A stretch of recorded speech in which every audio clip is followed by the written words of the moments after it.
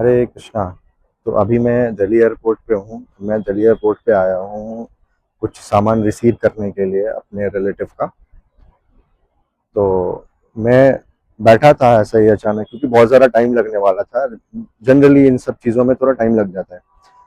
तो मैं सोचा कि लेट्स डिस्ट्रीब्यूट सम भगवत गीता। मैं जनरली दो तीन या भगवत गीता मैं बैग में अपने हमेशा रखता हूँ न्यू, ताकि मैं लोगों को डिस्ट्रीब्यूट कर सकूँ।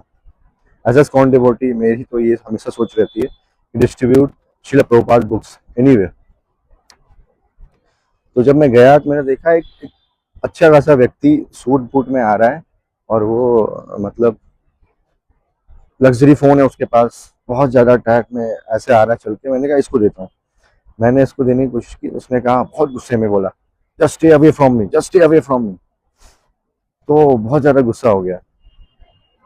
तो फिर बैठ गया। 10-15 मिनट के बाद जब भगवत गीता डिस्ट्रीब्यूट नहीं हो रही थी, आई थिंक मुझे लगा यहाँ सक्सेसफुल नहीं हो सकता है, तो मैं बैठ गया। तो सडनली मैंने देखा कि वहां से एक जो काम करते हैं, स्वेपिंग वगैरह करते हैं, स्वेपर वहां से आया और मुझे कह रहा है, भैया आप भगवत गीता वो कर रहे, बांट रहे हैं।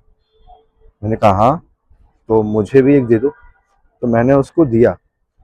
तो मैंने कहा उसको लगा ये फ्री में मिल रहा है, तो मैंने कहा कि भाई इसकी कॉस्ट है। तो उसने कहा कि भैया मेरे पास तो पैसे नहीं है, मेरे दिन की दिहाड़ी 400 रुपये होती है, उसमें मैं कहाँ से आपको 210 रुपये दे दूंगा। तो फिर मैंने कहा इट्स ओके। बोला भैया मेरे पास 100 रुपये है, आप 100 रुपये रख लो। तो मैंने कहा कोई बात नहीं, आप 100 रुपये ही दो, आप इसमें ही हो। तो मैंने उसको दिया। And he was like very happy, उसको बहुत ज़्यादा खुश हुआ। उसने मुझे कहा भैया मुझे किताबें पढ़ने की बहुत शौक है।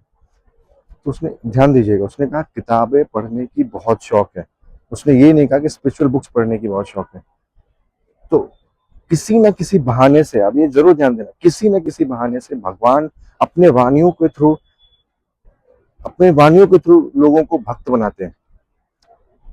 अब जैसे प्रभुपाद ने क्या किया, प्रभुपाद जब विदेश में गए थे तो सारे हिपीज थे। उन हिपीज को भी प्रभुपाद भगवत गीता के वचनों के थ्रू, अपनी उसके दृढ़ निश्चय के थ्रू प्रभुपाद ने उन लोगों को डिवोटी बनाया। तो डेफिनेटली एक ऑप्शन मिला उस व्यक्ति को, और वो जरूर वो पढ़ेगा तो डेफिनेटली वो चेंज होगा ही होगा। जैसे मैं चेंज हुआ, और भी लोग चेंज हुए। तो हमें ये ध्यान देना चाहिए कि ऐसा कोई भी आपको कहीं भी भगवत गीता डिस्ट्रीब्यूट करे तो प्लीज उसके डिसरिस्पेक्ट ना करें। At least if you don't need, कोई बात नहीं। अगर आपसे कोई प्यार से बात कर रहा है तो एटलीस्ट गिव सम रिस्पेक्ट, उससे थोड़ा सा बात करें। आई कैन अंडरस्टैंड आप उसी कारण वजह